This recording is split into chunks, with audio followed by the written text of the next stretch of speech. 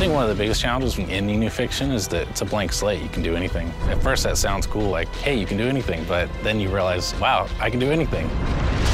And you gotta give yourself rules, you gotta come up with something that makes sense, stuff has to be together, fiction has to not contradict itself. Suddenly you realize that that blank slate's a lot more work than it initially seems it'll be.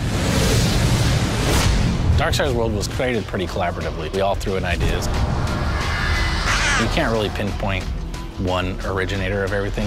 As far as how the world plays, all the NPCs, all the different factions and fiction and stuff like that, that was kind of collaboratively made throughout the team. The story of Darksiders is pretty deep, and we haven't actually fully revealed why the apocalypse happened. In a nutshell, you learned that there are forces between heaven and hell that are vying for control of Earth and certain other resources that lie somewhere between the two realms. And the Horsemen are caught up in the middle because they are ultimately the ones who are responsible for beginning and ending worlds.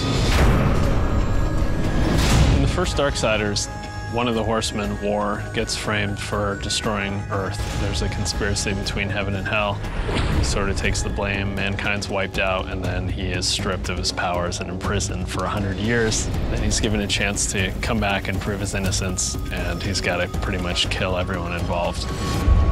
The first game ended in very epic fashion. It was one of the things that players really seemed like the most was that moment when War says, "No, not alone," and you see the broken seal and the comets coming in behind him. Darksiders 2 takes place in pretty much in parallel to the first game. In the time that War is imprisoned by the Council, it kind of happens in that 100 years. The deaths kind of on challenge kind of kicks off in that sort of time. Because there's such a conspiracy and we don't know who all the players are, Death doesn't have any chance of proving his brother's innocence. He knows it'll just be covered up, so he just decides to undo the crime. I think the thing that Death finds through this whole trip is redemption. I mean, he's carrying a big weight on his shoulders all the way through the game, and, you know, it's kind of revealed to the player what sort of weight that he's actually carrying with him, both physically and mentally. The hardest part was getting it to the point where we knew we were making something special, but once we got there, we were off to the races. We knew it was going to be good.